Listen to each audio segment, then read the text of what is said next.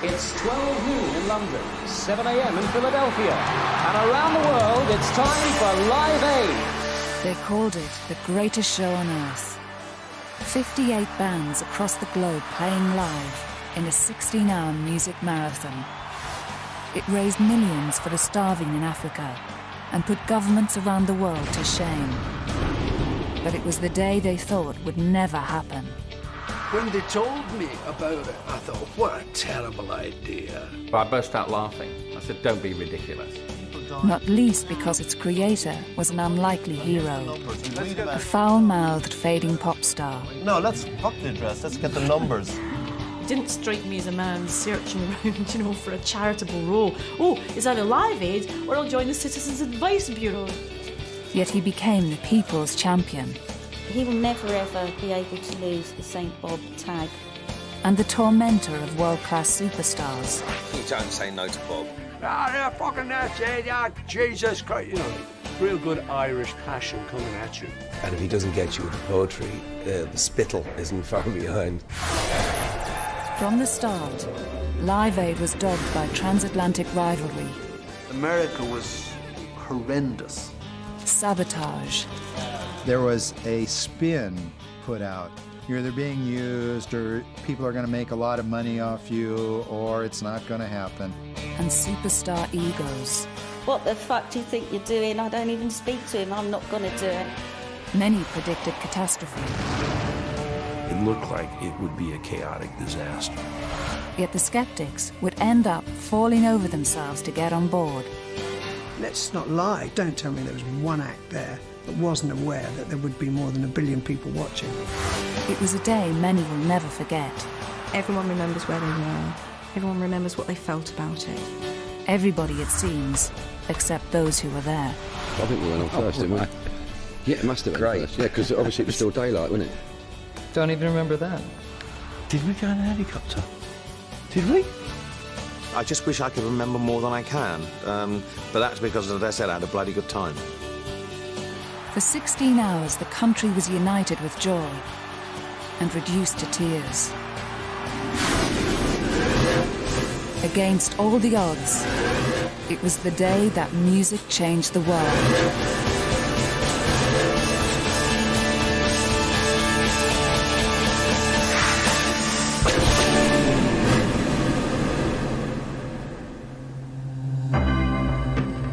December 1984, and a now familiar anthem was taking Britain by storm. In Africa, an aid worker and a journalist heard the song for the first time. Stupid song and a stupid name for it, and how dare this guy make money out of poor starving people in Ethiopia. I thought it was crap. I thought it was trite.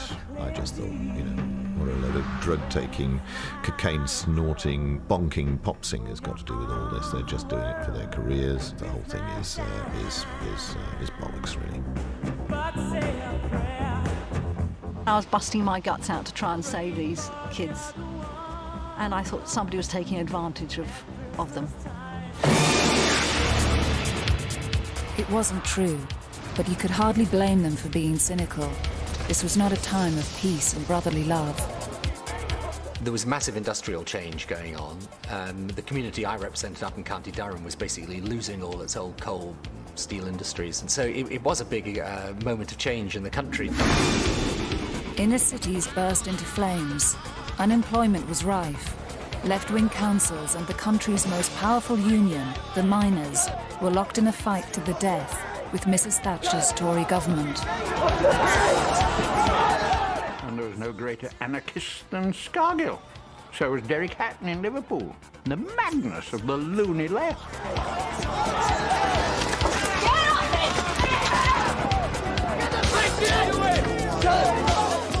Arthur Scargill, for me, became a tune-out human being. If he came onto the TV, I just turned it off. If you saw police on horseback, you thought, they don't know what they're up against.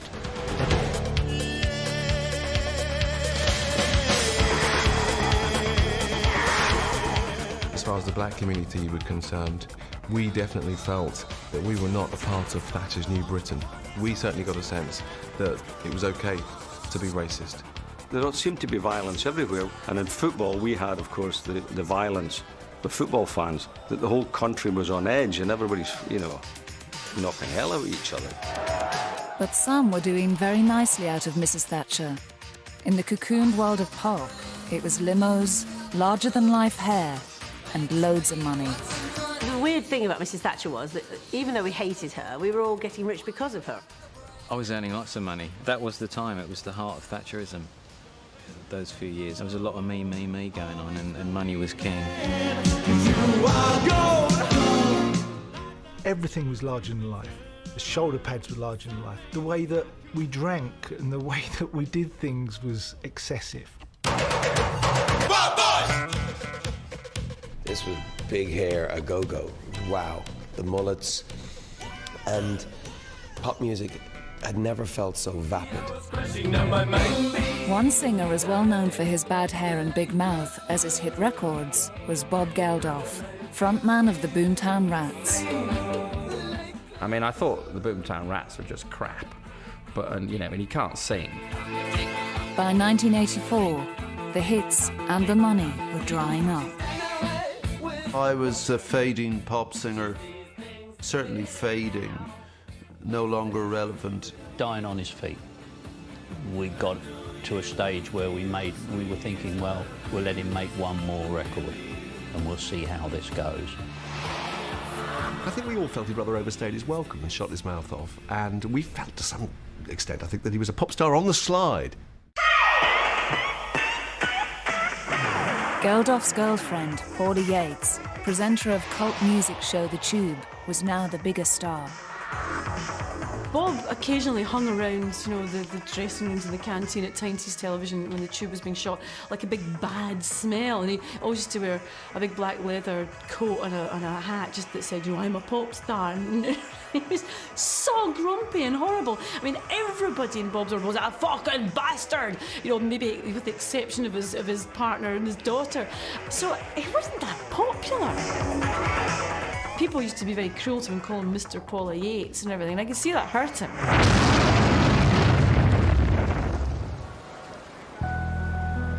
But one autumn evening, Bob Geldof's life was about to change.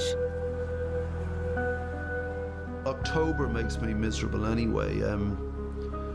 Twilight makes me very uncomfortable. Around 4 o'clock, 4:15 on autumn days, or, you know, the orange sodium lights flick on. Don't like it. So I came in, so the time of day, the sense, though I wouldn't acknowledge it, that this was over, and the panic about what do I do, you know? I really can't do anything else in my life. Paula was in, and Fifi was in. She was just very small. The three of us watched the 6 o'clock news. The news featured a report from famine-struck Ethiopia. Dawn, and as the sun breaks through the piercing chill of night on the plain outside Coram, it lights up a biblical famine, now in the 20th century. This place, say workers here, is the closest thing to hell on earth. The scenes were absolutely riveting. And this, from the get-go, did not look like television. It looked like Spartacus, something vast. And it was grey, these grey wraiths moving in this grey moonscape. And the camera was pitiless. It was like a cyclops just there. It would not let you off the hook. The Red Cross have picked out 500 mothers and children out of the thousands and are treating them in an improvised shelter. It's run by an Anglo-Swiss nurse from Hertfordshire. She has to choose who amongst the hundreds who camp outside should be let in, which babies will be saved. Hold on, what's this guy saying? What's that person doing there, that young girl in this horror, you know? Why does she have to decide who lives and dies? I feel terrible because it's sending them to a certain death. It's terrible. I can take just what we can. 21 years on, the same nurse recalls her dilemma. I tried to look at every child, but not stopping too much, because if you stop too much, they just used to throw the child at you. Or, you know, plead too much, and that was heartbreaking for me. I think I marked their forehead or their hand with a piece of charcoal, the ones we took in, and we didn't take the worst ones, because the worst ones we knew they would die. But making that decision day after day, does that do anything too? Yes, of course it does.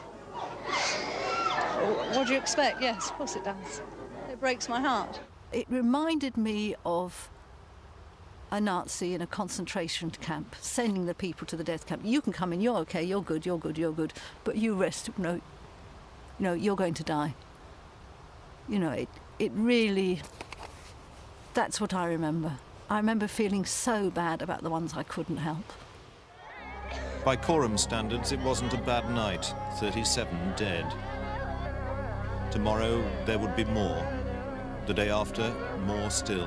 The context of home, here we all were. Cosy. How do I keep this going?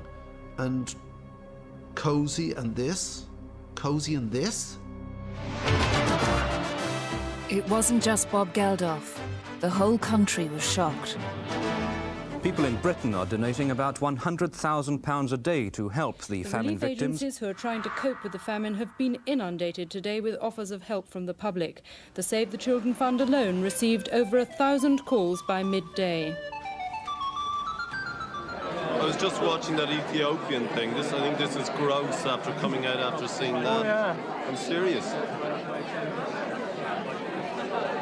A lot of people eating a lot of food. So you got a champagne? Well, I've limited myself to 2 sausages and such. Tortured by what he'd seen, Geldof hit upon an idea to raise money the only way he could, by making a record. Did you fucking see that thing on TV last night? Did you fucking see that? And he was on the phone and he says, "You've got to do something about it. We've really got to do something about it." And you just, I was on the phone. I just said, "Yeah, absolutely. Whatever you say, Bob." He got lucky. He roped in his friend, songwriter and producer Midge Ure from the chart-topping band Ultravox. To make it big, he needed big stars, but some of them were suspicious. When Bob called me, I thought, he's the last person in the world who'd be talking about this kind of thing. Is that the chimes of doom I pulled off? I thought he was one of the greatest rock and roll stars ever. But the idea of past the plate was not something I'd associate with him. But he has, as you know, he's remarkable verbal skills, and if he doesn't get you with the poetry, the spittle isn't far behind. It's 10:30, you lazy. I was really suspicious when he first rang about Band-Aid. I was going, this is odd. Why would Geldof be doing this? There must be something in it for him. You can't blame some of us for being mildly suspicious. Try and marry these two images of a man who cared desperately and passionately about starving people in Africa, and this other big, bad-tempered git who swore at everybody. He's got this drive, this mad ambition to get this thing done. Even further back than that, though, I think. He's like a terrier, he will not let go. And once he had been let loose and got hold of all these artists, while I'm trying to put the record together, he's getting all the artists together, running up my telephone bill, I have to tell you. We both assumed the role, I was the producer, I was the guy dealing with the music. He was the guy rounding up the crowd. There's no question. If Midge just let it all pass, that would have been the end of my involvement. And the record would not have been made without him. Geldof and Midge Ure hope to raise £72,000 for Africa. But do they know it's Christmas surpassed their wildest dreams, making more than £8 million as it swept into the charts at #1. They set up a special trust to distribute the money.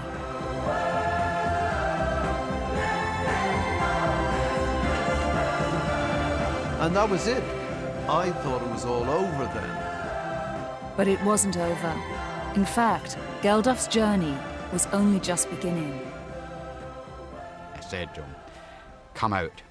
We'll take you out there. I'll take you to where it's all happening. We'll have it all organised.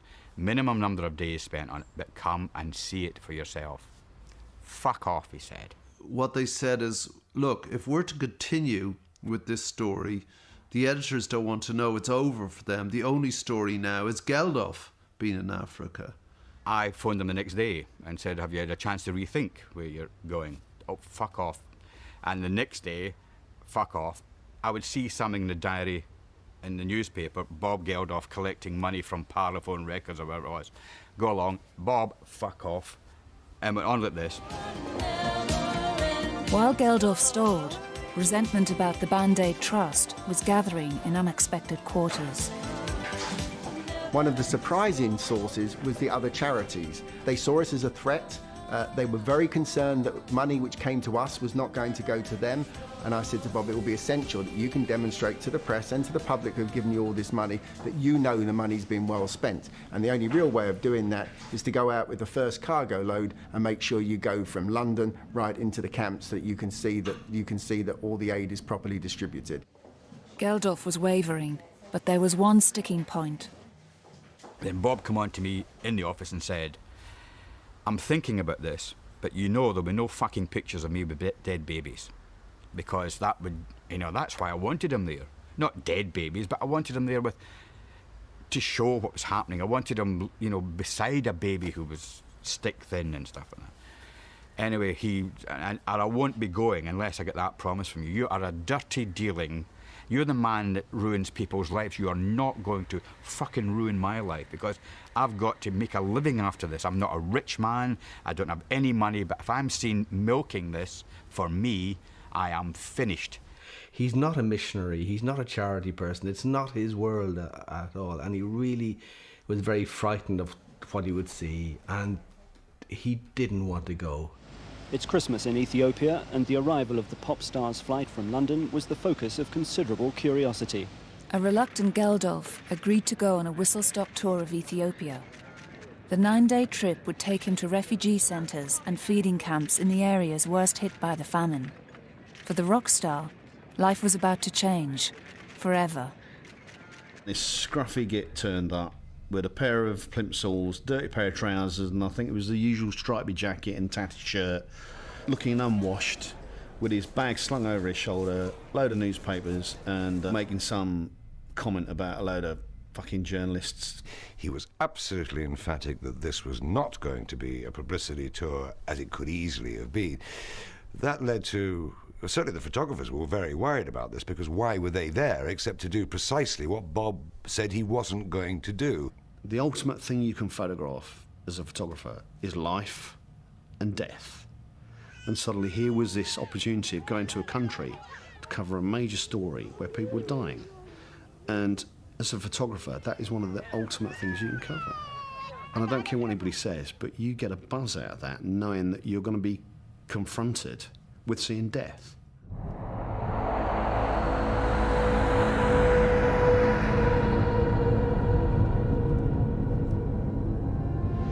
You're there watching an indeterminately aged human being.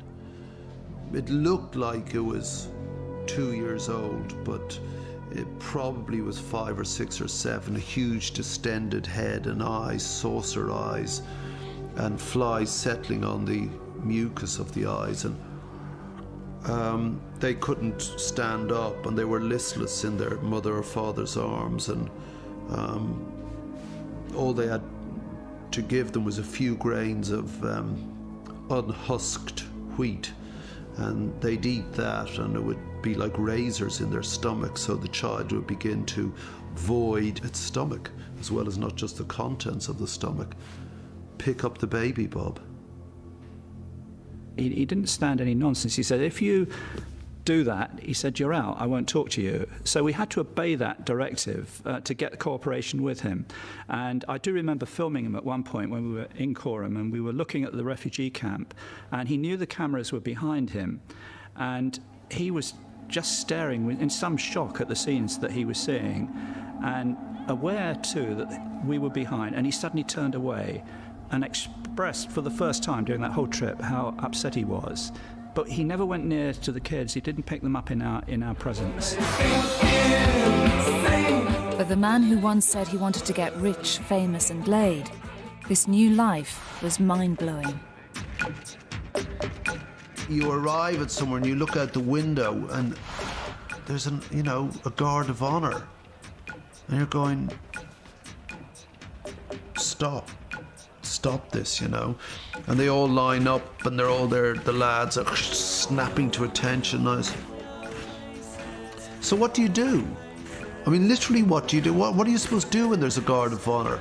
So I find myself in this bizarre situation of remembering newsreels of Prince Charles or the Duke of Edinburgh, somebody looking at a guard of honor. I'll do that. I saw that in a newsreel. So you go along and you're looking at these guys who are looking at you, like these 18-year-old soldiers. They're looking, look at this scruffy cunt. Look at his filthy clothes, Look at the bags on it. He hasn't shaved for a week. And look at his stupid shoes. And I'm here presenting arms to this twat. But I've got to go along, and I wink at a couple of them, and they're kind of going, and next minute there's the minister or the general beside him coming along like this, and I'm going,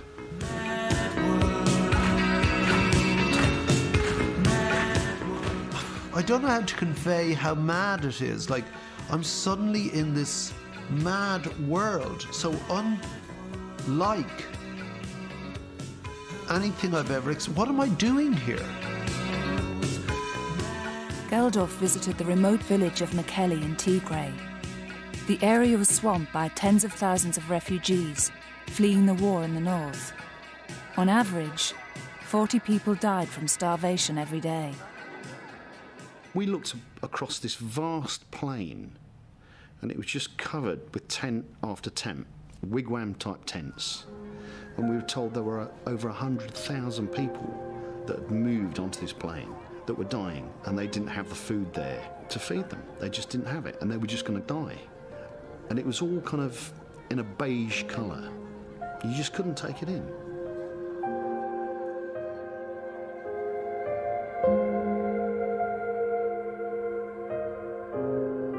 And we came upon a little boy and a little girl. The little girl was one of my nightmares. The little girl was about 3 years old, and she was looking after her brother, who was about 1 year old. And the little boy was as close to death as you can be. His eyes were almost fixed, and he had that glassy, waxy look about a child who's about to die. And she continued to wave. She was in a pitiful state herself, but she continued to wave the flies away from around her brother's eyes. And the doctor explained that the little boy was unlikely to make it, but the little girl was in slightly better condition. And we moved up about halfway down the shed. This German nurse came up, spoke to the doctor, and said to the doctor, I don't know if it makes any difference to the photographer's picture of the little boy and little girl, but the little boy has just died. So Bob looked at me, and we moved up the shed.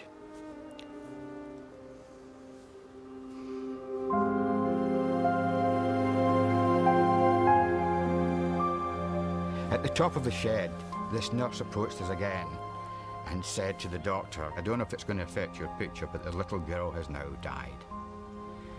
Anyway, Bob continued to talk to the doctor, and I left. And he came, found me. I'd gone behind this truck that was parked up nearby, and I'd been sick and just...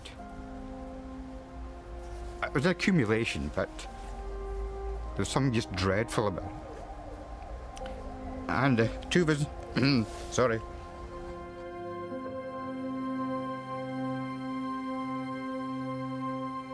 I looked around and Kenny was bawling. And I think that moment of absolute reality just stripped away all that carapace, that hardened shell, and it got him. So I retreated up the hill a little bit just to, do some general views of the area. And then the doctor emerged from a tent about 6 yards away with Bob, walking up the top end of Mekelle camp. And the kids were just attracted to Bob, and they ran to be alongside him and look at him, the ones who could run. There was, and I thought, shit, that's a picture. I knew Bob would go nuts when I took it.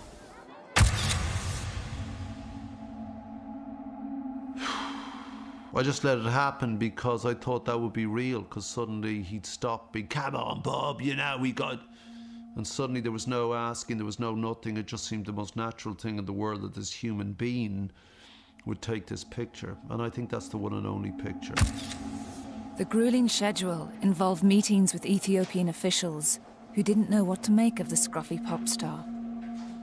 You'd meet some kind of government official, and that was always, I suppose, not for me to say, but possibly better groomed than Geldof was. And you know, there were one or two occasions when the ministers would come over and sort of their hands outstretched to greet me, and I'm saying, no, it's not me, it's the tramp standing there. But the dishevelled visitor tried to clean up his sartorial act for a face-to-face meeting with the Ethiopian ruler. He knocked on my door at the Hilton Hotel that morning and said, Chris, he said, please, have you got another pair of shoes I can borrow?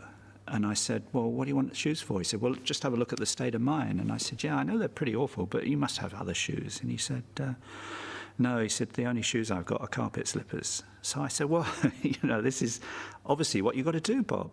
Put the carpet slippers on. And he said, you bastard. He said, I know why you want me to put carpet slippers on. He said, you're going to film it, aren't you? Bob Geldof's own feet seemed rather vulnerable. He wore carpet slippers, his shoes having fallen apart. I didn't want to meet these guys anyway. We could have been out in the field, reports could have been going back to the UK, I could have been talking to the people working on the ground, I could have been getting... Still I had to do this bollocks. I didn't ask for it. And we were all starving, and, you know, and I think food showed up, and I was pacing, and I was getting more and more worried about the meeting. Two, that we were there at all, and some geezer showed up. Bob just stood there and went, and how dare you keep us fucking waiting while all these people are starving and we're not even seeing the president. We're seeing, you know, the dog's body, as it were, you know. Okay. So I'd meet the president, I'd get out my amnesty report, because I always had the amnesty report. He is a thug. He murders 60 people a day, he tortures them. So I'd say, says here that you torture people, you know, because it's quite interesting, frankly, meeting a murderer and a torturer.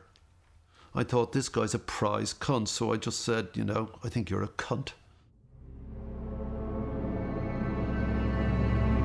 I wonder how the translator put that into Amharic.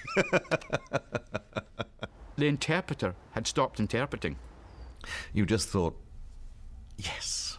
I was eating peanuts at the time. I thought, I better eat a lot of these, because when you have a jail here, they don't feed you very regularly. And I thought, God, we're in trouble. Luckily for Geldof and his party, the insult was apparently lost in translation, and the trip was drawing to a close. I'd spent the money. I'd lived up to my responsibility by going there, and the crews following me, and that kept that reported back to the Band-Aid generation, if you like. Here you are, here's the people who will benefit from your largesse. Here's how it's been done. This is what's happening now. Thank you, everyone. Goodbye. But Geldof was about to embark on the next phase of his strange journey. In Ethiopia, an acute shortage of transport is still hampering the distribution of food aid, and while the supplies lie in the port, they're at the mercy of the weather. It wasn't moving because a cartel operated in the docks of trucks, and they were charging a ridiculous price to shift the food. And I said to someone, well, you know, there should be an alternative fleet of trucks. And they said, there isn't one. How much does that cost? About £3.5 million. Geldof left Ethiopia, haunted by the images of the past 9 days.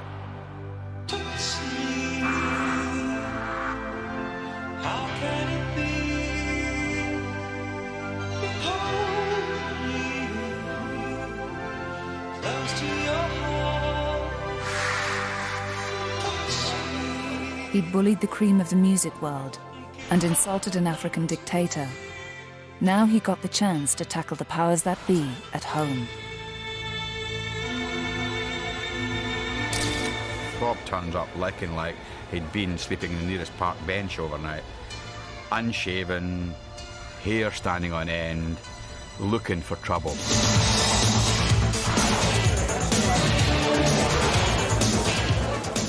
Bob, before anyone could get to him to ask him why he was there, strode across the hall, and I was with him, and I said, Mrs. Thatcher, there's someone I think you'd like to meet, Bob Geldof. And she said, ah. And she said, how do you do? You know, and all this sort of thing. And I said, I mean, at the moment you've got a problem with the butter mountain. You don't know how to dispose of it. To sell to the Russians is the cheapest way. I'm sorry, but butter doesn't do very much good in Africa. Well, butter oil actually does. It is one of the major supplementary foods. If you can get it. But it is a byproduct of butter. Yes. I was pressed up very close to her. So she's quite small and I'm relatively tall, so I was looking down and she sort of had to go like this. A lot is going. A lot of surface food is going. But don't Prime forget... Minister, there are millions dying, and that's the terrible thing. Difficult to tell who was lecturing who. Geldof became the people's champion. Suddenly I was this figure, which sort of hadn't sunk in really yet. And it was seen as a big confrontation with the Prime Minister. One of these great moments when Maggie, the great, wonderful Maggie Thatcher, was brought down to that size because she was wrong.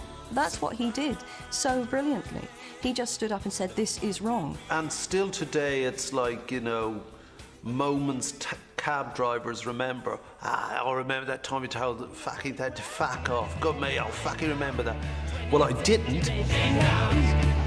At a time of great political change, the punk and the Prime Minister had more in common than anyone realised. She lashed out with her handbag at every institution she saw: the monarchy, the old Tory party, the old Labour Party, the trade unions. She was a punk. Back then, it wasn't exactly cool to support Mrs. Thatcher. Highest standard of living ever. Highest output. Highest investment. Highest retail sales. Highest ownership of houses. Please, will you remember that sometime? But secretly, many like Geldof admired her policies. Privatised industries ignited the share-buying dream. Council house tenants bought up their own homes. And in the city, young guns were making a killing. There was a great deal of prosperity about, and we were seeing the beginnings perhaps of, was it Cortina Man in those days? A lot more people in this country felt that they were budding capitalists. Guess what? We bought our council house, you know, paid rent for 350,000 years. We're homeowners. We actually can do it now. We've got shares. You're all being told that to go out and make money. You know, if you're an 18-year-old kid, just make money. It's cool to be 18 and have a Porsche and wear, you know, red braces and have these new mobile phones which were the size of a backpack and stuff. That's cool. You know, I actually think it is cool. Geldof had become a charity entrepreneur, and Mrs. Thatcher loved entrepreneurs. I think what they were doing was almost a sort of privatisation of aid. It was very much a return to a sort of 19th century idea of philanthropy and of people spontaneously taking an initiative to help other people, rather than relying on or expecting the state to do it for them. Even in the home of capitalism, the cream of America's music talent was jumping on Geldof's bandwagon. 45 top stars were about to record their own charity single for the famine.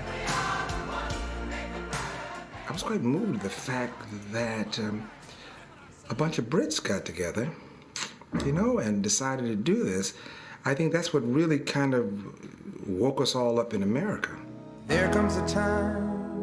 The two superstars of the moment, Lionel Richie and Michael Jackson, wrote the song, and Richie's manager, Ken Cragen, invited Geldof to come to Los Angeles for the recording. There are people dying. Well, I'd never spoken to Bob Geldof before. I didn't really know what I was in for.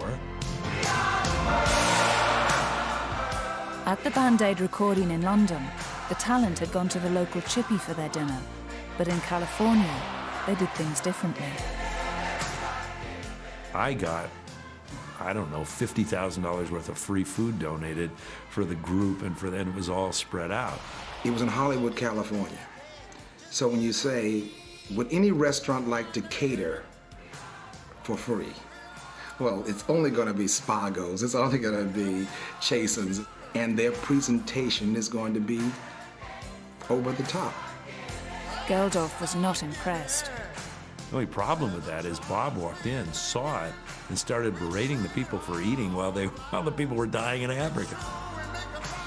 It was a little egregious, like, you know, I think the caviar, the lavishness of it. It was a little embarrassing. I had to go retrieve Bob and get him back to the studio.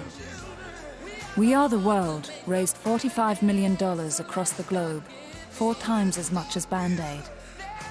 They'll always say to you, oh, you're the guy who did We Are the World, and I go, no, you know. But, you know, whenever I walk into a bloody room in Africa, we are the world. No, wrong song. The money-making potential of a huge gathering of top-class talent would stay with Geldof. 2 months before, he'd been written off as a fading star, hell-bent on his own publicity. Now, he was the man on a mission, the conscience of the nation.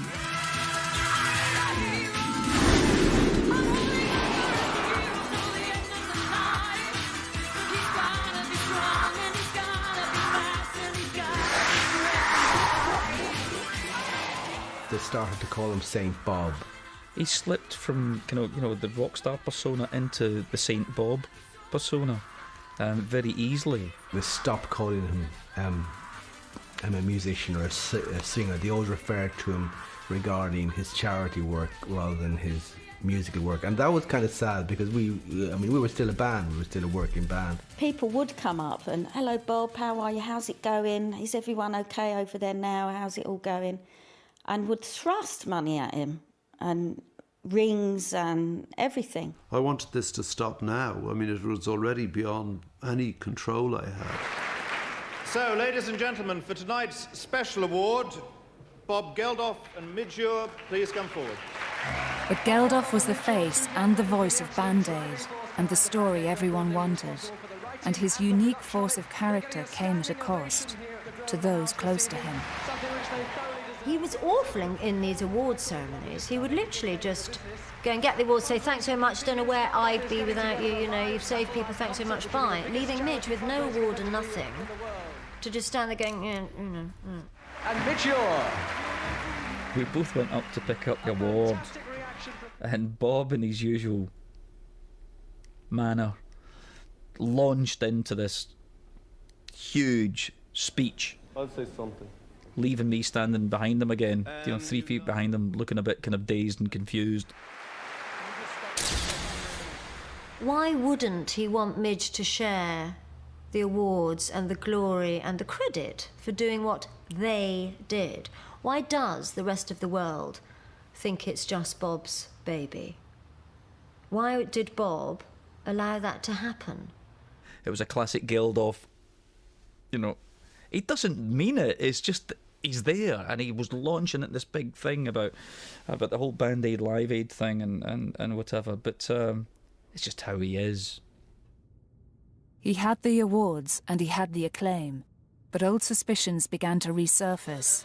Some reporters were openly hostile.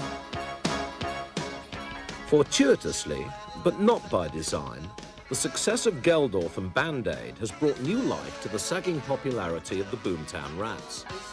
It has earned the group criticism that they're cashing in on Geldof's Ethiopian philanthropy, even that his obsession with fundraising has become sanctimonious. Thing is that if they say, oh, what a publicity stunt, I mean, it is frankly ridiculous. I don't work 20 hours a day on publicity stunts. Tonight, the Rats will hold a concert in London and can reflect that while they never planned it, the ill wind from Africa has certainly done them some good. But had it? The rest of the Rats certainly didn't think so. Suddenly on this tour, 80-year-old ladies were coming up and says, "Hiya, Bob, here's £20. It was good, but it was strange, We were trying to be a rock and roll band, But we don't want your mum to like us. That tour was wildly different because the old buckets would have gone around, or they were at the exits. So, like, you know, we come in, and everyone's job. I mean, so I promise you, in the band, we'd have to divvy up the buckets and count the money. The Band-Aid buckets raised £50,000, much more than the band was making on its record sales. We would leave the venue, get on the tour bus, all the buckets would be piled onto the tour bus and they'd be down the centre aisle. And rather than the usual sort of rock and roll like Jack Daniels and telling wild stories, we'd all be there counting. That's another £500. You count the coins, and the whole band would be sitting there till about 2 o'clock in the morning, counting all this money. And this would happen every night. Pathetic, you know. Where were the babes? You know, why didn't they count them? You know, didn't happen. I was a Boomtown Rats fan. Yeah, I really, really liked them as a band. And in fact, I saw the Boomtown Rats at university and was annoyed at how many thousands of people wanted to get in to see them because I had been a fan. But of course, people were there to worship at the shrine of St. Bob, and rightly so. Rightly so, he'd done such an incredible thing. But I was annoyed because I'd been there at the beginning. It was the end of the road for the Rats, and Geldof bowed to the inevitable.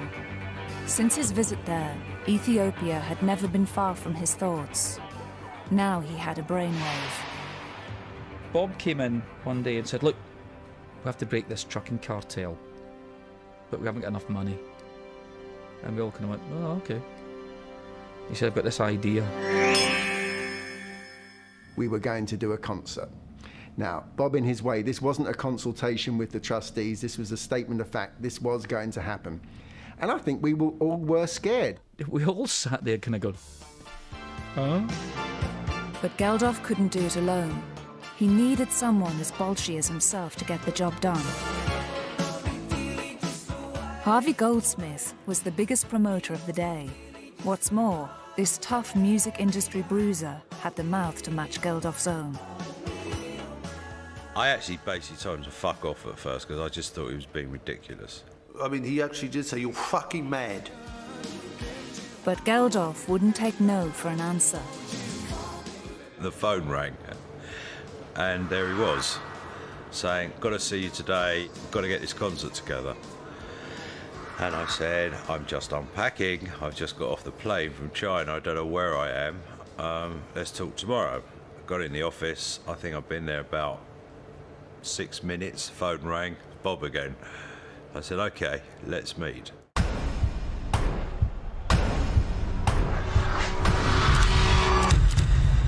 Wanted to do a big concert at Wembley, lots of big acts, and rattled off the A to Z of that time, every major act there was, and said they're all doing it. And I just looked at him and said, yeah, very funny.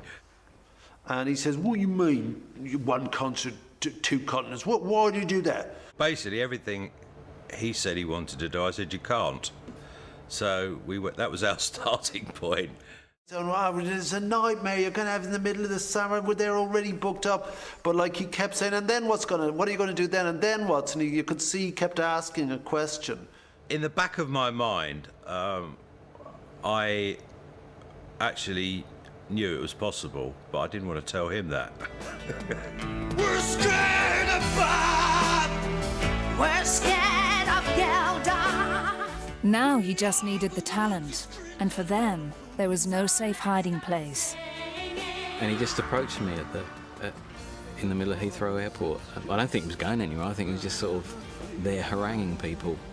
Scared the crap out of me, so I said yes. And he was angry and committed and very volatile, and so I just went along with it. You don't say no to Bob Geldof very easily. We're scared of Bob. What did you say to Bob? No? Do you know anyone that said no to Bob? You don't say no to Bob. I thought it was such a great idea that, of course, I said yes immediately. But not everyone saw it as a golden opportunity. When he said to me what he was trying to do, I burst out laughing. I said, don't be ridiculous. I must admit, when they told me about it, I thought, what a terrible idea. I thought, God, a big gathering of all those whalers, and it was the 80s, remember, there was so much crap around. I thought, oh God, it'll be all them, you know, all pouncing around in their white trousers. So you'd say, oh, well, it's in July sometime, not quite sure where it's going to be. Don't know if it'd be on the telly. And by the way, you can only probably play for about 20 minutes. You won't get a contract, but we want you on the TV. And you have to pay for it all yourselves. And it was like, fuck off. And as if that wasn't enough, Geldof was to boldly go where no man or television station had gone before. An all-day transatlantic live TV extravaganza when satellite technology was still in its infancy.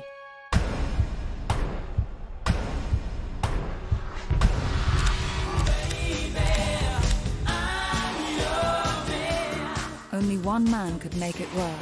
Geldof flew to New York to see Mike Mitchell, who had just produced the television coverage of the LA Olympics.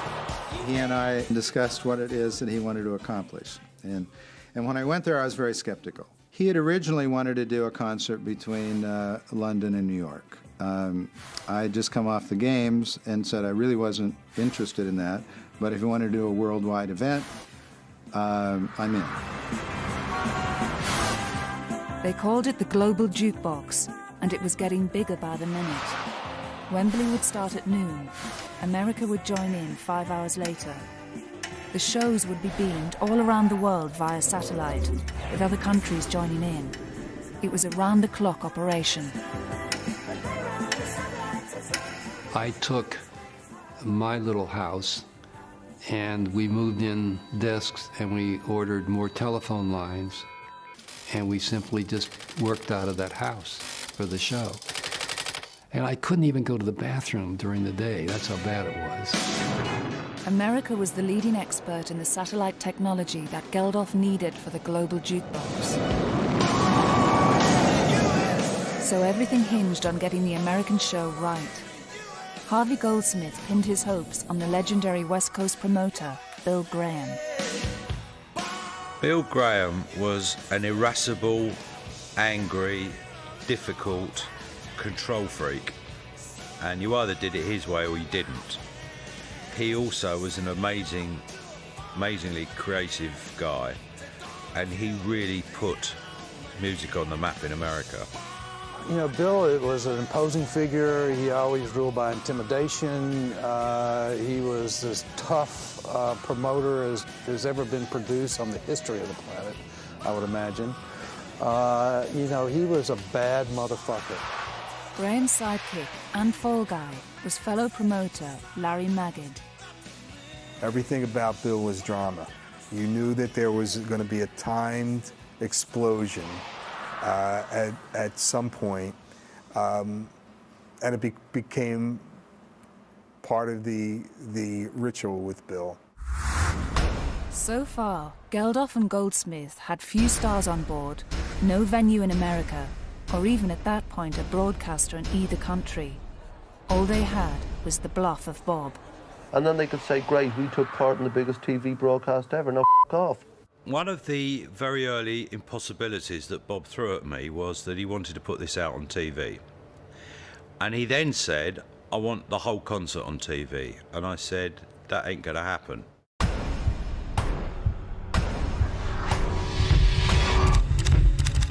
There was only one organisation that could pull it off. Good old Auntie. You simply couldn't believe that you'd bring together Queen, U2, Paul McCartney, you name it. I mean, you know, Rod Stewart, yes, he'll be there too. Phil Collins, oh, he'll be in Concord. All this was sort of, it was being told me, and I was sort of saying, yes, that's all, you know, that's really interesting. But I didn't believe it, to be honest.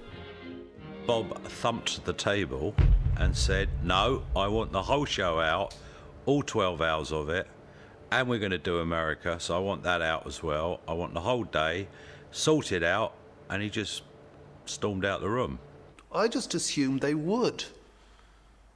So why not? And I suppose it's sort of that naivete. It didn't strike me as that big a deal. And then suddenly, Bob walked in the door again, and he said, I want an answer by Tuesday. He shot out the door. I've been having second thoughts about this, and I'd like to hear more from the music department about the idea. Well, what exactly do you want? Well, it'll be mainly music, George. Well, frankly, to me, this savours too much of a gimmick. I'm in favour of the experiment.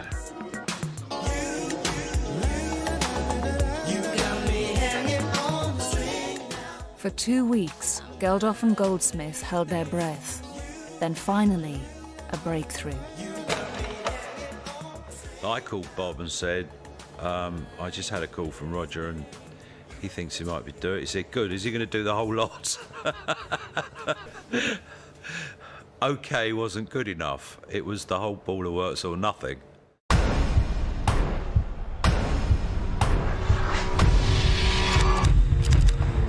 With only 6 weeks to go before transmission, the news was broken to BBC staff. Bearing in mind it was the height of the summer and most of the outside broadcast vehicles were already booked for other things, you've got all sorts of sporting activities going on. I thought that it's going to be an absolute nightmare.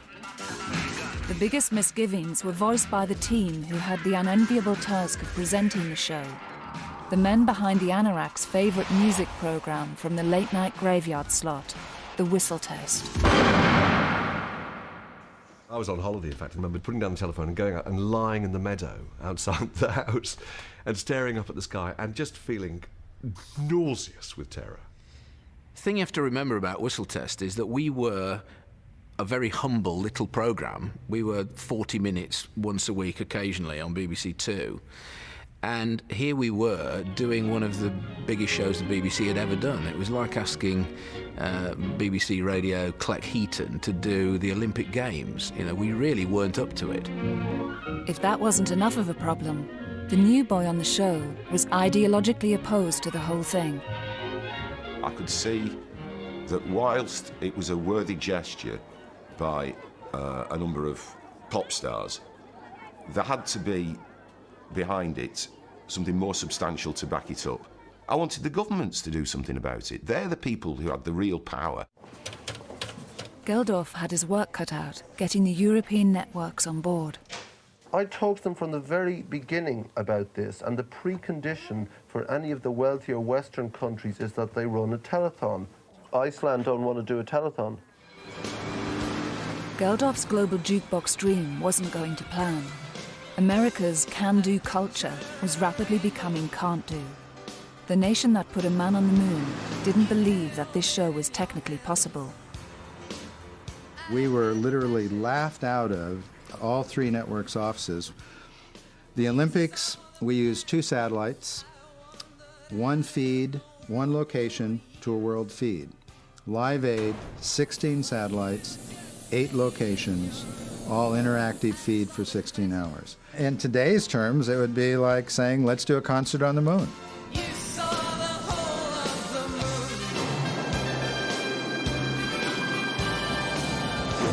After weeks of wrangling, ABC finally agreed to broadcast not the whole day, but a 3-hour special with Philadelphia as the American venue.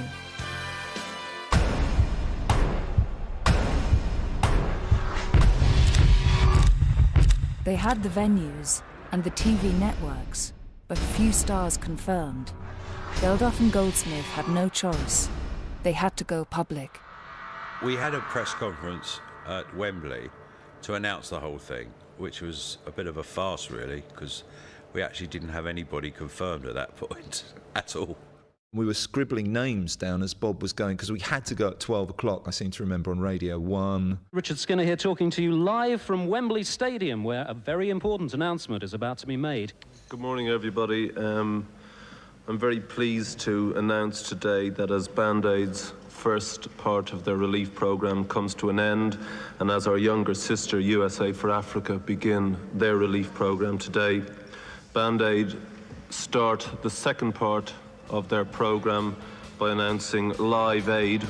The people taking part in alphabetical order will be Bryan Adams, Adam Ant, the Boomtown Rats, David Bowie, the Cars. Most of the press conference was spent with bits of paper flying about from various different people, to Bob, back to Bob, to Bob, to Bernard and so on, and from me saying, no, this act hasn't confirmed, and he would just be flicking them off the table. I would have been flicking it away because it would have been a distraction, because it was going to happen. It was going to happen that Mick was going to somehow square things with Keith, and that was all going to happen, and Bob Dylan was going to show up, and it was going to be wonderful. That was in my head. There wasn't a second's doubt as I did it, but afterwards I'd be sick with fear. Queen's manager, Jim Beach, suddenly interrupted the proceedings. Spandau Ballet. I suddenly got yanked out. It was Jim Beach calling from New Zealand. And he said, "What the hell's this all about?" He said, "Why are you announcing Queen?" I said, "Because Bob told me they were doing it." And he said, "What?" So I said, "Look, we're right in the middle of the press conference." He said, "You better not announce Queen." I coughed a bit and said, because he'd already done it. The Pretenders, Queen. Bands who were no longer together were amazed to hear they were reforming, especially for Live Aid. Status Quo. I got a call from Pete Townsend just as they were going into the press conference that I thought sort of intimated to me that he was at least interested in playing. Not with The Who, but he was interested in playing. Marsha came in with her bit of paper to say that Pete Townsend agreed to do it. Threw it at Bob. Bob read it and announced that The Who were getting back together again. And about 5 minutes ago, we heard some wonderful news, and that is that The Who, one of the greatest bands ever in rock music, are reforming specifically for this event. What the fuck are you talking about? It was just really bizarre. It was really, really bizarre. The phones light up completely mentally from the pair of them. What the fuck do you think you're doing? I don't even speak to him. I'm not going to do it. I think you will agree that we have more or less, without a doubt, in fact, the most important people over the last 20 years. And I can also tell you that the remaining half dozen or so huge bands in the world are at the moment trying to clear their desks, and we will let you know over the next 3 weeks who's in and who's out of that remaining half dozen. I went through the list, and like literally the journalists were sort of gasping, "Have you got so-and-so?" Yes, yes. And they were kind of freaking out. And it's Brian Ferry, so-and-so. Next minute, like the phone rang about 2 hours later, as Brian said, "I never agreed to do it." And I said, "Well, hey, dude, pull out." As the Wembley press conference made clear, Geldof's brusque, domineering personality was driving Live Aid forward while pushing old friends aside. It was becoming very obvious, being pushed into the background. So Bob said, "Okay, then, well, I'll read one band out and Midge can read the other," and so on and so on. Richard Skinner here talking to you live from Wembley Stadium, where a very important... I tuned into Radio 1, all sort of excited that at last Midge was going to get, his due for doing so much work and get to be a part of things again. And I sat, and Bob just did the whole... It was as if Midge wasn't there. On 2 continents. I'll read out the list of people taking part. The conference kicked off without me. I felt a bit miffed. I was a bit left out. I was standing talking to Gary Kemp and Adam Ant. Before I knew it, a kind of partition had been closed and the press launch was happening next door. So there's the entire Band-Aid's trustees all sitting there with Bob spouting off about who he was going to get. And I was in with them and I'm thinking, hold on a second, what's happened to me? Where have I gone? Well, I mean, he had nothing to do with Live Aid. I mean, that's it. That's the reality of it. And I would have said, well, if he wants to do something, he can, but it was never suggested to me, and I would have thought it redundant, really. I know it's not about egos, and it's not about personalities, but I think it was quite hard for Midge to take. And to his credit, he never said anything publicly. Despite bruised egos behind the scenes, all pop fans cared about was that the biggest concert in history was going to happen in just 4 weeks. The people taking part in alphabetical order will be Brian Adams, Adam Ant, the Boomtown Rats. I'm just waiting for the K's to come along, and it said Nick Kershaw, and I'm there. Judas Priest, Nick Kershaw, Chris Christopherson, Huey Lewis and the News. I mean, I wouldn't go if it was just the Wurzels, and it was the Wurzels and Bucks Fizz, I wouldn't bother. Coming here for the music or for the charity? For charity and the music. It was a thrill to be able to go back to the Polytechnic and go in with this ticket and say, we've got one, we've got one, we've got one.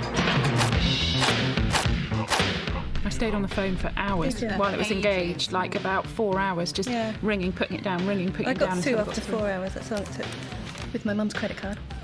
That's right. God bless her. The tickets sold out in minutes, but one fruit and veg seller in Cheshire decided to do something a bit more ambitious. The Live Aid concert will be the biggest televised event the world has ever seen. Now, in Wembley Stadium, there'll be 2 giant television screens, which will be receiving the American end of the concert live by satellite. There's only one other vast television screen, mobile, in the country, and that won't be at any stadium. No, that'll be right here, in this field at Pot Shrigley, near Bollington, in Cheshire. I'd got the biggest screen in Europe, this bloody big screen, and nowhere to put it. And anyway, Ches Home, local lad, local farmer, he said, do it on my field. And it went from like a small little idea to something quite large, really. Geldof had the date, the venues, the satellites, and now the audience, but still, no lineup. You would think now, looking back, the greatest show on earth. Every artist in the world must have clamoured to play at Live Aid. That wasn't the case whatsoever. It was the exact opposite. There were many, many artists who needed a great deal of convincing, and managers who were sceptical that it would take place and it would be first class and it would show their artist in a good light and that it was real, that it would actually take place. And so Bob would use bluff and bluster and outright porky pies. He'd phone one artist, for example, he'd phone Elton and say, Queen and Bowie are in. And then he'd phone Bowie and say, Elton and Queen are in. And they weren't in. He was making it up. The best way is to make them feel threatened by their peers. So it gets to the point, if you're not on it, well then, who are you in the hierarchy? So if you've got Paul McCartney, Mick Jagger, David Bowie, Bob Dylan, who the fuck are you that you're not doing it? For bands who had split up, like Status Quo, Geldof played the role of marriage counsellor. He said nobody's interested in doing it, he can't get anybody to... And he said, we're not happening, we're unrehearsed, and he said, it doesn't matter a fuck what you sound like as long as you're there. He could have said, we really need you guys, you're great, but he didn't. Live Aid still needed the supergroups of the age. Suddenly, a breakthrough. I simply looked down at my date sheet and I noticed that we were playing a 12-night run at Wembley Arena across that period. And when he said the date was July the 13th, 1985, I noticed that we were playing at Wembley Arena on July the 13th, 1985. And I literally said to him, well, we'll just walk across, which is what we did, and we'll do the performance. And then as long as we can have a time slot where we can get back to play to the 12,000 odd people who I hoped at that point were going to buy tickets for our show. The only thing I do remember thinking was whether in fact we'd be able to get it done in time and not to be able to get back and do the other gig. Several other managers subsequently rang me and said, are you doing this show at Wembley? Do you think X should do it? It was an accident of timing that proved a critical breakthrough. Ringing for you. People actually started calling up and saying, well, you know, we're doing the show, we'd like to be on at 6 o'clock, right? Well, I said, okay, but you're doing the show bit's good enough, right? Could we just do the billing bit later? And of course, you know, Radio Bicknell had told everybody what time he was on, right? So they're all scrabbling now, because well, naturally you're a manager and you say, my act's going to do this thing, you know. What's the next thing? You want to get the best bit on the bill. Before Dire Straits said yes, bands would do anything to get out of doing Live Aid. Now there was a mad rush to get in. Are we on while America is watching? You know, that was probably a question coming from my office to the promoters and to Geldof as to what time of the day we went on. There was a bit of jostling that went on during the run-up to the show. No, I wanted to do it, you know, because it was an important thing to do. I remember at the time it was really frowned on if you said, oh, it would be good for our career. So no one ever kind of mentioned that anyway. It was all kept kind of underneath. You knew how important it would be, not just for the cause, but for your own career. I've read some criticism about people saying, well, they just did it because they wanted publicity. None of us needed publicity. It's not lie, you know. You think things. It's a wonderful cause, and it was a wonderful day for the music business. But don't tell me there was one act there that wasn't aware that there would be more than 1 billion people watching. Yes, I'm lucky, yes, I'm lucky. But Geldof's idol, Mick Jagger, still hadn't taken the bait, even though Geldof had been stalking him for weeks. You know, Keith, you know, and all that. So he said it'll be a nightmare, he said, but, you know, I'll do it. Mick Jagger agreed to perform in America without the Stones, but then he and his mate David Bowie had another brainwave, a transatlantic duet. At one point, I was going to do my part of the song in England, and Jagger was going to be in the States doing his part over there. I said, how do we do that? He's in, you're in America, he's here. But we couldn't find anybody who was fully convinced that we could actually sing at the same time and make it work everywhere. So we abandoned that idea anyway. He said, well, can't we do something with a spaceship? And there was this whole argument going on about which of them was going to be sitting in the rocket singing. I actually made a call to NASA. So we got any rockets going up? We'd like one to put Mick Jagger on. And I could imagine and go, who's this nutcase? What?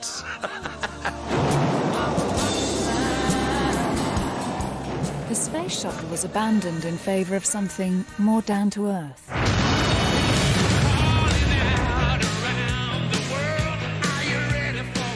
I genuinely didn't know that they were going to go off to a studio and do Dancing in the Street, which is, so apt.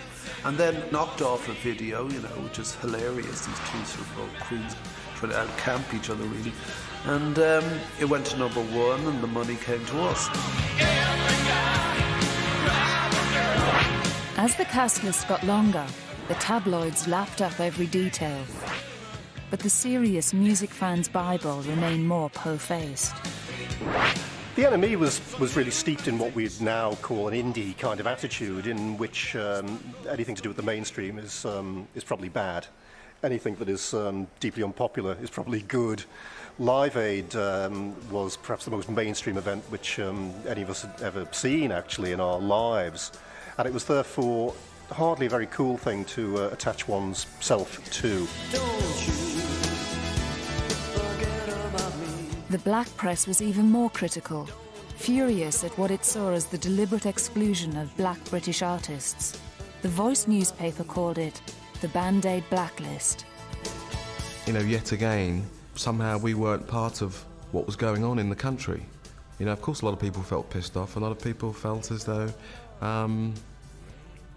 fuck you. Here it goes again. As this was a concert for famine relief in Africa, perhaps 1 or 2 Africans, maybe valid and valuable additions to the lineup. Oh, no.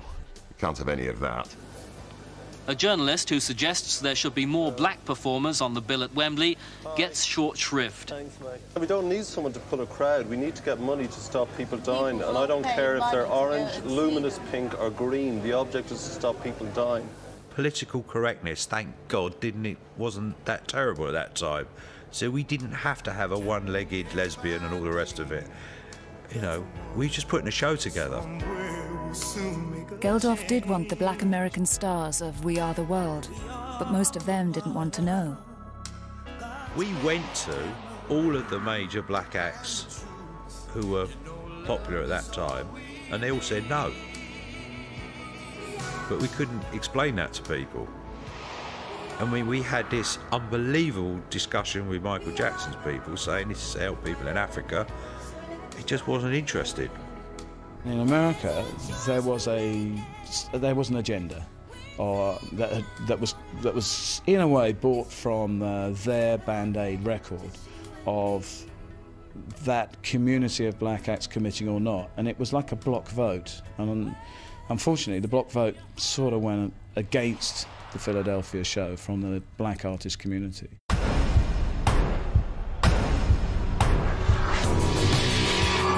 The Wembley concert was finally falling into place, but the all-important American end was falling apart. After lunch, bad news. Promoter Harvey Goldsmith has received a 4-foot-long telex from the American organisers of the Philadelphia concert.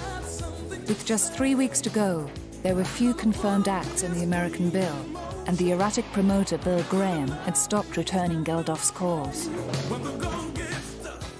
America was horrendous, and I was in a complete panic. I wouldn't show it, but like I really did not sleep about America because we weren't kept in touch, and you know, and Harvey and I went there, and it was a mess. I mean, it was a mess when we went into the office, and Bill Graham was rude and superior and very distracted. Bob thought Graham would go out and secure performers, and that's not what he did. We put a team together. We literally picked up the phone and just started calling people, and Graham wasn't really participating in that. Rumours now reach London that Graham was actively undermining the show he was supposed to be promoting. We were hearing from some artists that he was telling them behind our backs that the show wouldn't take place and that it wasn't well organised and they shouldn't participate and it would damage their careers. And he, in fact, put some artists off. Paul Simon pulled out because of Bill Graham's behaviour, and Paul called me. I can't do it, man. I'm not on a star thing, he said, but I just can't put up with this behaviour, you know, from Graham. He's just rude and insulting. So I was going... America was rapidly slipping down the drain. Without the US show, there would be no satellite link-up and no global event. Goldsmith's sidekick, Pete Smith, was sent to America to whip Bill Graham's ass. He said, this show can't happen. And he said, do you see all those bits of paper on my desk? I said, yeah, I've been looking at those. He said, well, those are all of the artists, you know, that could play at Philadelphia, you know, the American artists. And I said, so?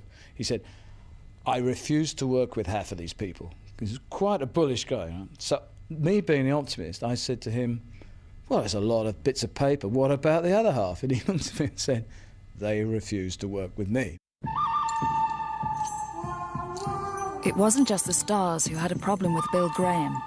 His relationship with the TV producers reached crisis point. The television people would come in and they would have a little meeting with us, and it would always end in Bill yelling at them. He was doing a concert, and we were doing a television show. So there was a conflict, and his personality is such. He's theatrical, he's dramatic, and so we didn't work together well. It didn't resolve itself.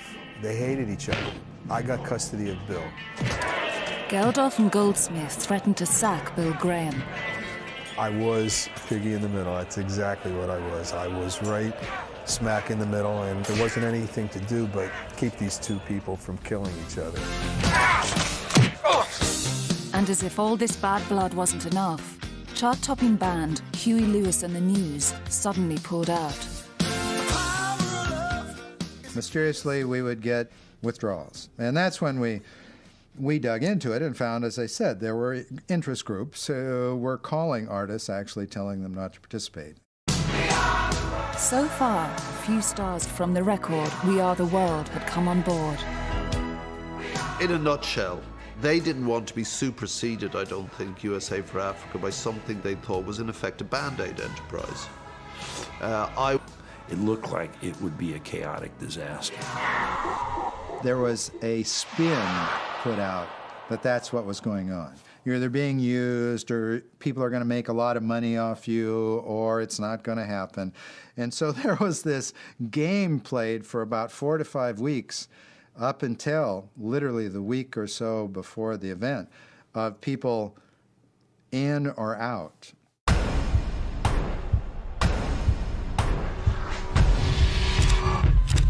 Back in Britain, Geldof's lineup was almost complete.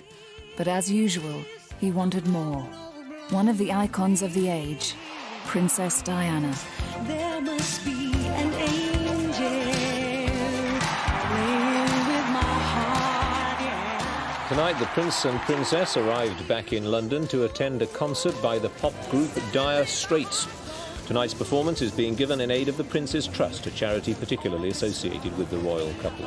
Geldof managed to get a free ticket from somebody, because he certainly wouldn't pay, and showed up and kind of corralled them in the corner and talked them into coming along to at least the opening of the Live Aid show. I thought it would be important that they came, because at that time, you know, it was glamorous, there was the excitement around their relationship and stuff like that. And they represented, well, the country. We had royalty, and now Geldof wanted pop royalty. But the king of pop, Paul McCartney, was still holding out. The former Beatle hadn't performed live since John Lennon's death 5 years earlier. He was an artistic recluse. He hadn't played, hadn't performed anywhere. He was having his family life. And Bob needed him badly for credibility. You know, one of the Beatles had to be in the show. Pete Smith and production manager Andrew Zweck were told to go to McCartney's offices, as Geldof put it, to bag the lion. There was a real sense of apprehension. You know, Friday night, 5 o'clock, you know, go get Paul McCartney. So we all marched over to the office in Soho Square, very important, to discuss how the show was going to work. I was panicking. I had no idea how the show was going to work. And I was called upon to be the spokesman of how it was all going to be perfect and wonderful and technically professional and enhance Paul's career, and he'd play in a fantastic light. But I was making it up, is the truth of it. What if we go out there, you know, into Soho Square at 6 o'clock and he's said no, you know? I suppose you catch a train to Dover or something, you know, because I'm not going back to see Harvey or Bob. But at the end of the meeting, he said, I was always going to do this show. You know? And I said, well, you know, why are you always going to do it? And he said, the management. So I said, Stephen Shrimpton, your manager? He said, no, Pete. He said, the management. So I thought, Linda? You know, so I said to him, oh, he said, who do you think the management is? And I said, the kids? My kids were very keen on the whole thing. One or two of them were a little too small to be aware of it. But I think the thing about Live Aid was everyone who could be aware, who was conscious, was aware of it. It galvanised the nation.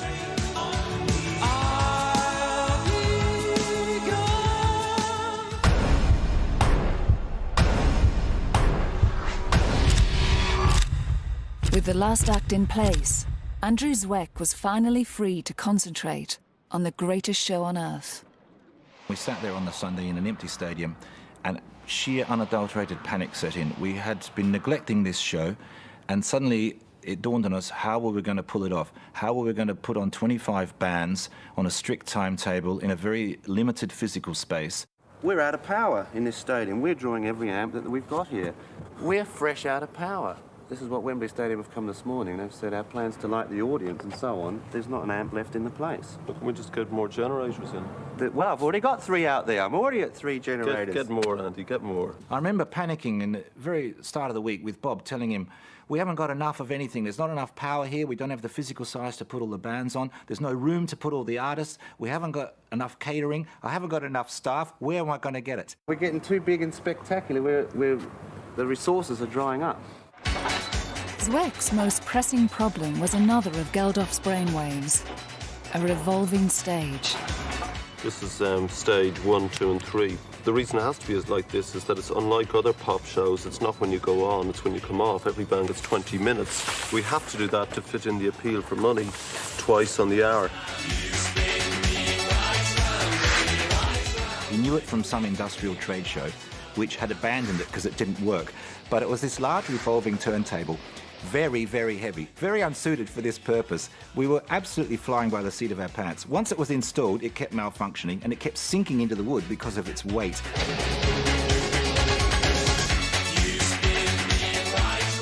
I think my only concern was always whether this bloody stage would get stuck or not.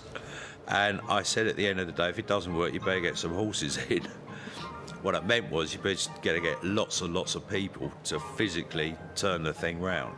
I was going, you must be fucking joking, you know, underneath the bloody stage, you know. Well, this was utter rubbish. Soon became a myth, because there was no room under that stage, even for a rat. The horse was a big possibility. He was there, wasn't he? If the stagehands were a bit clapped out, over at the BBC, things didn't seem much better.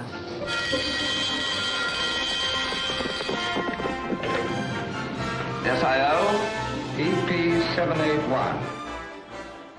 It was like the 1940s. If they'd old pipes, it would have been perfect. They had a blackboard, and they'd drawn these little dots. Now, Sat 1 will go from here, and there'd all be these guys with beards and sort of sandals writing things down.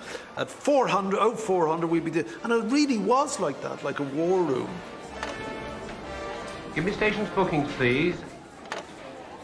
They presented this running order, and we laughed. We burst out laughing.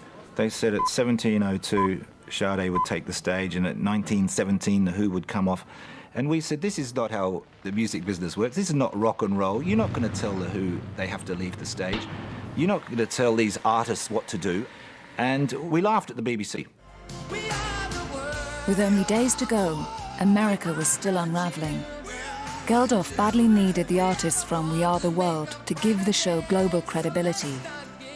A showdown took place between Ken Cragen, Mike Mitchell and Harvey Goldsmith. We actually ended up all meeting together because there was a point where we suddenly felt we were being competitive. And I just wanted to get that out of the way really fast because that's the last thing we needed. It just wasn't on the agenda. So we had to sort out with them what they were trying to do because they were going to try to do their own concert. With only 3 days to go, Ken Cragen struck a last-minute deal to appease the artists who were still holding out. So when I got the call saying we're in, I sort of heaved a sigh of relief too, because the stories would have been where were they, rift between and all that stuff.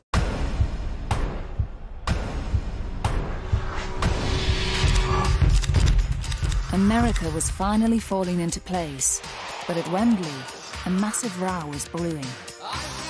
Everyone in Britain was giving their services for free, except Wembley, who insisted on charging for the venue and their staff. Wembley were the biggest pains in the arse of the whole thing. They were really not going with the plot. They wanted money, they wanted this, they wanted that. And like, I was just going, fuck them, you know, no. An 11th hour meeting was arranged with Wembley's deputy chairman, Jarvis Astaire. Suddenly, Bob Geldof let it rip and used a number of four-letter words. Jarvis was starting to really dig his heels in, and the more he was digging his heels in, the more Bob was swearing, and the more Jarvis was getting seriously upset. That man Geldof has just sworn at me then, and I said, so you've never met Bob before then? And he said, I'm not having it. I'm not having it in my boardroom. I was, to some extent, offended that he was in the boardroom at Wembley having a proper business meeting, and he was behaving like the wild ruffian that I thought he was in the first place. It actually got very close to blows as it happened. And I said to him, if you want to talk to me about an event at Wembley and you're here, don't use that language and don't bang on the table. And at that point, he was, it was like, I'm not having this, I'm not having this show in here, I'm not having that man in here. And we all thought it was all off again. At the 24th hour, Wembley reached a deal. Live Aid agreed to pay the stadium £250,000 for the day. It wasn't just the big guns. In Cheshire, fruit and veg man Tony Butterworth was having his own battle with bureaucracy. The main stumbling blocks were actually Macclesfield Borough Council, if I'm telling the truth, because they really didn't want it to be around here. They were absolutely sure that the hippie convoy was going to arrive from Stonehenge, and there's going to be dirt, dust and other unsavoury activities. We had to go the following day to the town hall, and the place was full of people objecting, and there was an old lady. She looked like Mrs. Marples, big coat on and a portmanteau. And And she was sat right at the back. And I kept turning around and looking at her, like, you know. And I thought, oh, she's trouble. Anyway, it came to the end of the sort of summing up. And I saw a woman at the back stuck her hand up, you know. I thought, oh, this is it. And she said, I just want to say, there are people dying right now as we speak. And she picked her bag up and went, and she walked past me and went. And these 3 judges said, there's your licence.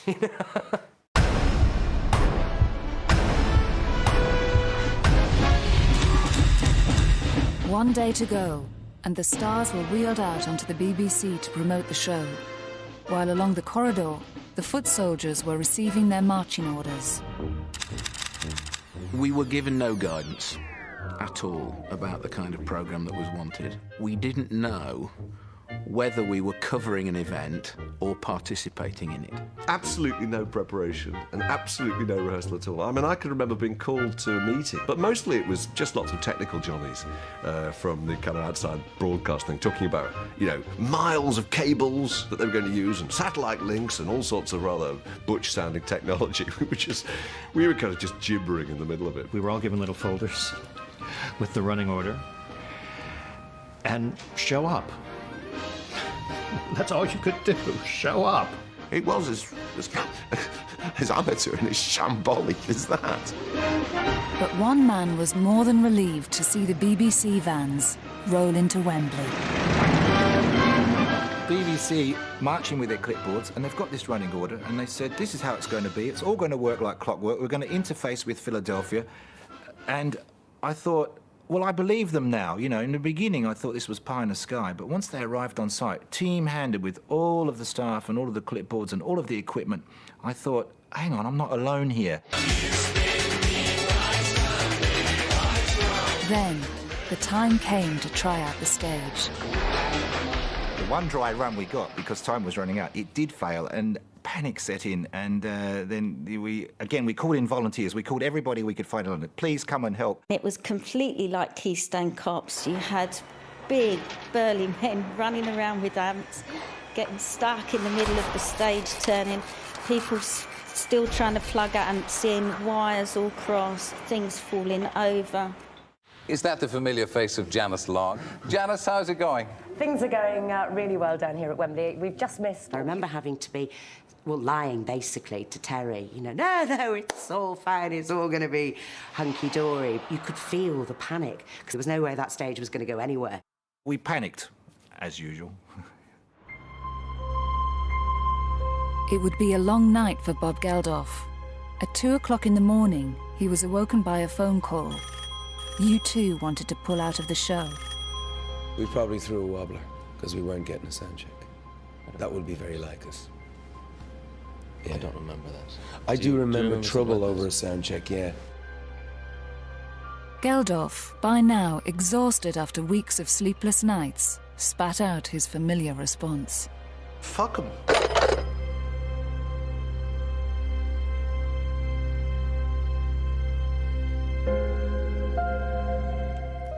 Stay right here. Part 2, coming up next.